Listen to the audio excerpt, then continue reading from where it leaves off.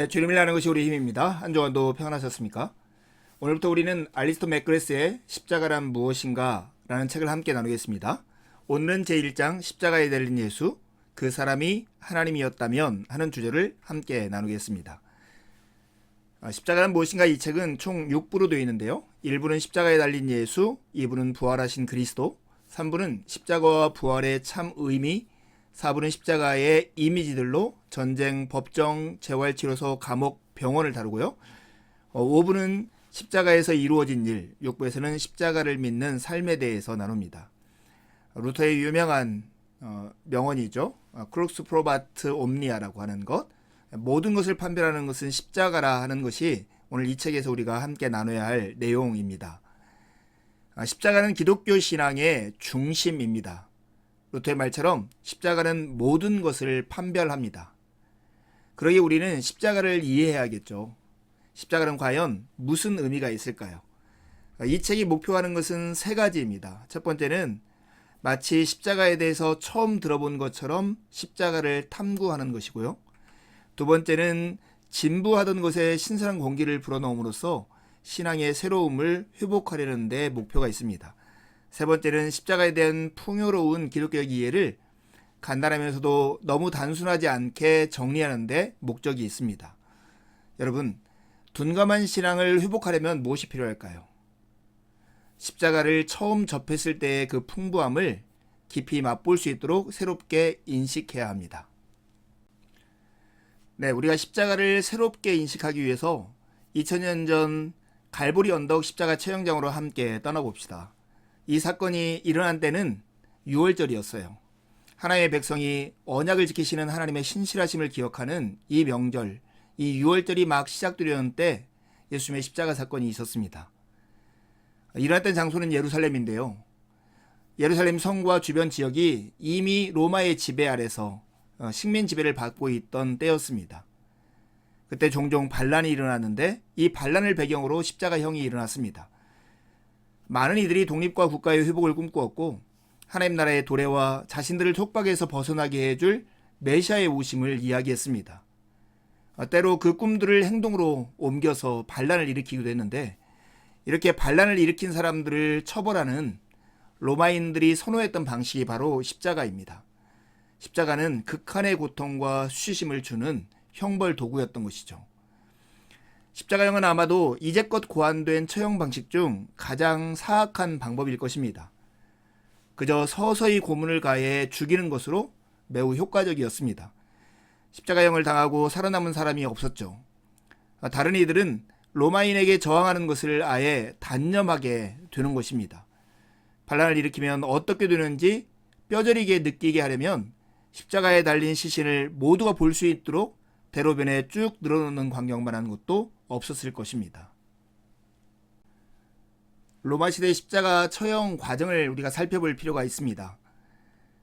그 당시 형이 집행이 확정이 되면 첫 번째 가해지는 형벌은 바로 채찍이었습니다. 이 채찍의 형벌은 옷을 허리까지 벗기고 끝에 깨진 뼈 조각들이나 작고 거친 금속 조각들이 달린 채찍으로 사람을 때립니다. 그러면 죄수의 등은 갈기갈기 찢겨지게 되는 것입니다. 이런 상태에서 그 다음에 하는 일은 뭐냐면 십자가를 지고 처형 장소까지 옮겨가게 되는데요. 그때 가지고 가는 십자가에는 십자가에 가로트린 파티블룸이라고 하는 것입니다. 지금 이 모양과 같은 것이죠. 십자가의 무거운 가로장을 죄수가 처형 장소까지 지고 가야 했는데요. 이렇게 한 목적은 죄수로 하여금 탈진하게 하려는데 이유가 있었습니다. 현장에 도착하면 첫 번째 하는 일이 옷을 벗기는 것이었습니다. 이 옷을 벗기는 이유는 육체적 고통에다가 공개적인 굴욕과 수치를 더해서 더 이상 반역을 꿈꾸지 못하게 하려는데 의도가 있었습니다. 그런 다음에 하는 일은 이제 못을 박아서 매다는 일이었어요. 보통 손목에다가 그 못을 박았는데요. 손바닥에다 하면 몸이 찢겨져서 십자가에 떨어질 수 있기 때문에 손목에다가 박은 것입니다. 그런 다음에 한 일은 십자가에 매단 상태에서 십자가를 세우는 것인데요. 십자가를 세울 때 이 죄수가 떨어지지 않기 위해서 십자가 세로틀에 세딜레라고 하는 것을 설치해 둡니다. 이것은 죄수가 떨어지는 것을 막는 장치였고 또 너무 빨리 죽지 못하게 하려는, 그래서 고통과 수치심을 극대화하려는 목적으로 설치한 곳이었습니다. 그러나 해가 저물 때까지 그 군인들이 기다릴 수 없어서 해가 저물 때가 되면 최후의 일격을 가하게 되는데요. 최후의 일격을 가한다는 것은 죄수의 다리를 부러뜨리는 것입니다. 그것은 작은 의자에 딛고 서 있던 다리를 부러뜨리면 결국 사람은 이렇게 매달리게 되고 폐에 무리가 가서 죽음에 이르게 되는 것이죠. 이것이 바로 로마 시대 십자가 처형의 과정이었습니다. 십자가에 달려있는 그는 누구이며 어쩌다 여기까지 오게 된 것일까요? 사람들은 그가 목수였다라고 말을 합니다. 이것이야말로 진짜 아이러니가 아닐 수 없습니다. 목수가 십자가에 못 박히다니 자신이 만든 것에 달려 죽게 되었다는 말과 같기 때문입니다. 창조주가 피조세계에 의해서 파괴되는 꼴인 거죠. 그런데 목수를 무슨 일로 십자가에 못 박은 걸까요? 다른 두 사람은 열심당원, 곧 로마의 통치를 철폐하고자 하는 혁명가들이라는 말도 있습니다. 하지만 가운데 십자가에 못 박힌 세 번째 사람, 그는 누구이며 어쩌다 여기까지 오게 된 것일까요? 네, 십자가에 달린 예수, 과연 그는 누구였을까요? 사람들은 그가 교사였다고, 그의 가르침에는 권위가 있었다고 말을 합니다.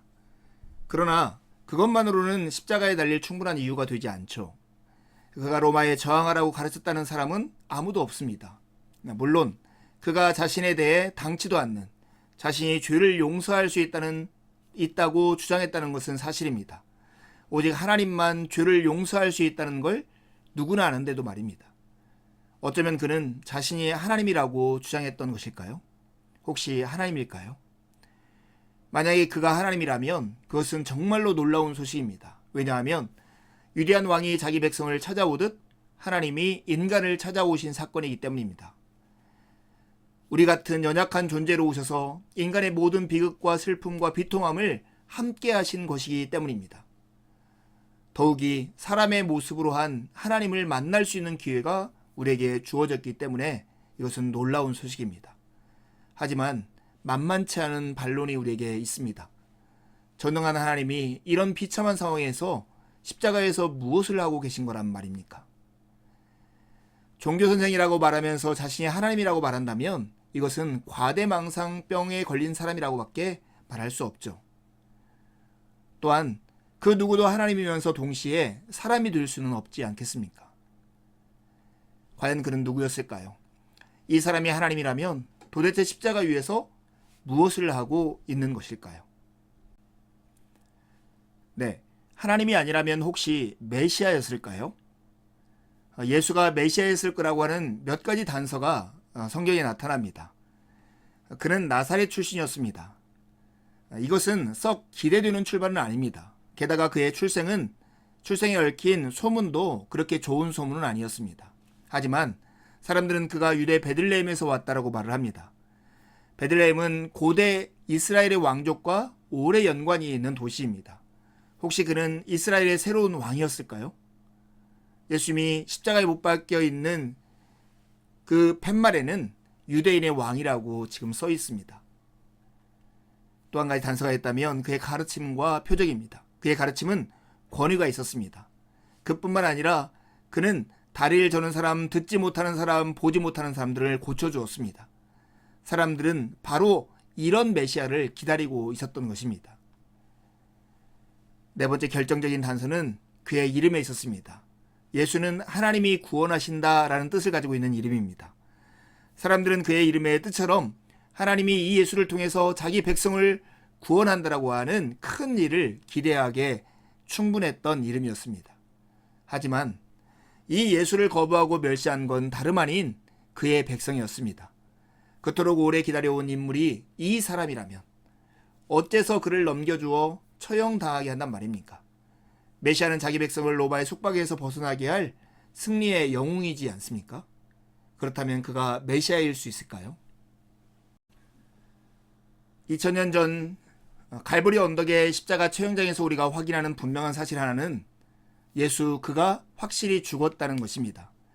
십자가에서 죽어가던 이가 누구였던 간에 그는 확실하게 죽임을 당했습니다. 이 로마인들은 누군가를 확실히 죽이는 법을 잘 알았습니다. 우리는 이제 다시는 그가 말하는 것을 듣지 못할 것입니다. 그의 추종자들, 곧 착각에 빠진 바보들 역시 마찬가지입니다. 이제 그는 죽었는데 얻은 것은 과연 무엇이란 말입니까? 희망과 삶은 산산조각 나아버렸습니다. 이제 다음 주에 부활을 생각하면서 한 주를 십자가를 묵상하는 여러분이 되기를 간절히 바랍니다. 두 가지 질문하고 이거를 마치려 합니다. 십자가에 달린 예수, 그는 누구일까요? 여러분의 생각은 어떻습니까? 둔감한 신앙을 회복하려면 십자가와 관련하여 우리가 지금 힘써야 할 것이 있는데 그것은 무엇일까요? 한 주도 주님의 은혜를 의지해 살고 복된 주일에 함께 만나 기쁨으로 하나님을 예배하시죠. 감사합니다.